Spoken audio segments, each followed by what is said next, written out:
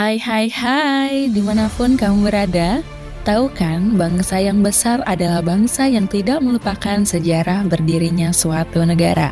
Maka dari itu, kita juga sebagai warga negara patut untuk selalu mengingat jasa-jasa pahlawan kita. Nah, jadi kali ini mari kita simak cerita singkat pahlawan kita, Insinyur Soekarno, presiden pertama kita, sang pahlawan yang penuh semangat dan karismatik. Siapa sih yang gak kenal dengan Insinyur Soekarno, presiden pertama sekaligus Bapak Proklamator Kemerdekaan Negara Kesatuan Republik Indonesia. Lahir di Jalan Peneleh, Gang Pendean 4 nomor 40, Kelurahan Peneleh, Kecamatan Genteng, Kota Surabaya. Soekarno merupakan anak kedua dari Raden Sukemi Sosrodihardjo dan Ida Ayu Nyoman Rai. Awalnya, Soekarno diberi nama oleh orang tuanya yaitu Kusno Sosrodihardjo. Karena ia sering sakit-sakitan sewaktu kecil, namanya pun berubah menjadi Soekarno. Sewaktu kecil, Soekarno dirawat oleh seorang wanita yang bernama Sarina. Oleh sebab itu, Soekarno begitu menghormati sosok wanita itu. Dia adalah perempuan desa yang menjadi pengasuhnya. Dan Sarina tinggal bersama keluarga sederhana Bung Karno untuk membantu beberapa pekerjaan rumah tangga. Bung Karno mengungkapkan banyak pesan penting yang didapat darinya. Salah satu pesan penting yang terus ia ingat adalah soal pentingnya mencintai rakyat kecil. Dia berpesan kepada Soekarno, pertama, engkau harus mencintai ibumu. Kemudian, kamu harus mencintai rakyat jelata dan harus mencintai manusia umumnya, kata Sarina. Begitu membekas pesan kemanusiaan itu di kepala Bung Karno. Karena rasa hormatnya kepada Sarina, Bung Karno menulis sebuah buku yang berjudul Sarinah Kewajiban Wanita dalam Perjuangan Republik Indonesia. Buku itu merupakan kumpulan materi yang diberikan pada kursus mengenai peran wanita dan perjuangan politik pasar kemerdekaan. Begitu dihormatinya Sarinah di mata Soekarno, sehingga ia juga menamai pusat perbelanjaan modern pertama dengan nama Sarinah, yang dibangun pada tahun 1962 di Jalan Tamrin. Seperti namanya, Soekarno berharap nama Sarinah bisa membantu kepentingan masyarakat kecil sebagai mitra usaha. Ketika Soekarno beranjak dewasa, pada tahun 1921 ia melanjutkan sekolahnya di THS yang kini dikenal sebagai Institut Teknologi Bandung.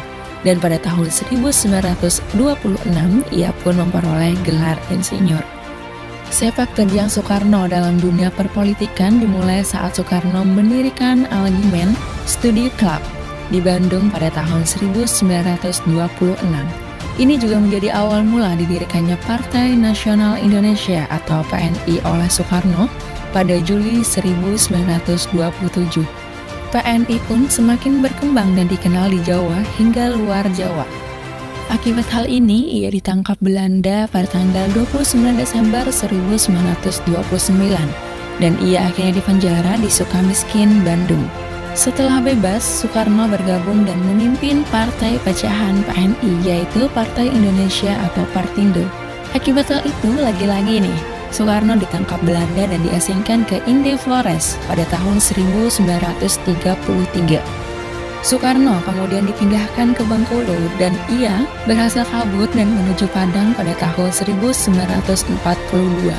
Ia menyeberangi Selat Sunda dan kembali ke Jakarta di mana setelahnya Soekarno dan Muhammad Hatta memproklamasikan kemerdekaan Republik Indonesia pada 17 Agustus 1945.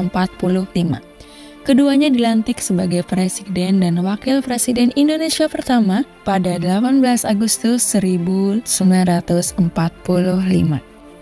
Nah, nyatanya sepak terjang Soekarno bukan hanya di tanah air aja nih, namun juga di mata dunia, di mana Soekarno banyak bersahabat dengan orang-orang penting dari berbagai kalangan. Hasilnya, Indonesia pun juga dihormati oleh negara lain. Soekarno juga mendukung penuh untuk negara-negara yang saat itu masih belum merdeka. Atas sikap Soekarno yang penuh semangat dalam perjuangan dalam negeri maupun luar negeri itu pun membuat beberapa negara masih mengenang jasanya. Misalnya saja, pemerintah Arab Saudi yang menamai jenis pohon yang tumbuh di sana dengan nama pohon Soekarno.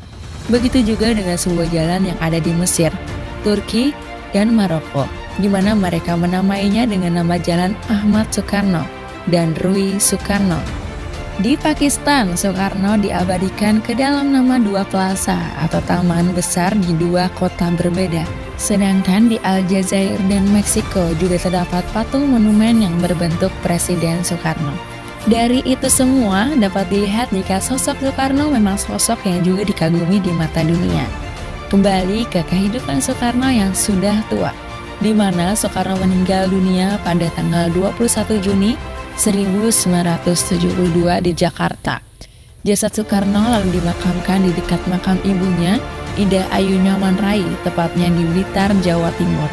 Soekarno diberi gelar pahlawan oleh Presiden kedua, yaitu Soeharto, saat peringatan Hari Pahlawan tahun 1986. Soekarno pernah berkata, "Gantunglah cita-citamu setinggi langit, bermimpilah setinggi langit. Jika engkau jatuh, engkau akan jatuh di antara bintang-bintang." Dan nyatanya mimpi tinggi Soekarno untuk bisa memerdekakan bangsa kini bukan lagi sekedar mimpi belaka, namun sudah berubah menjadi kenyataan. Dan inilah cerita singkat dari sosok Insinyur Soekarno, sang presiden pertama Indonesia, bapak proklamator yang penuh semangat untuk mendobrak tembok kemerdekaan negara Indonesia.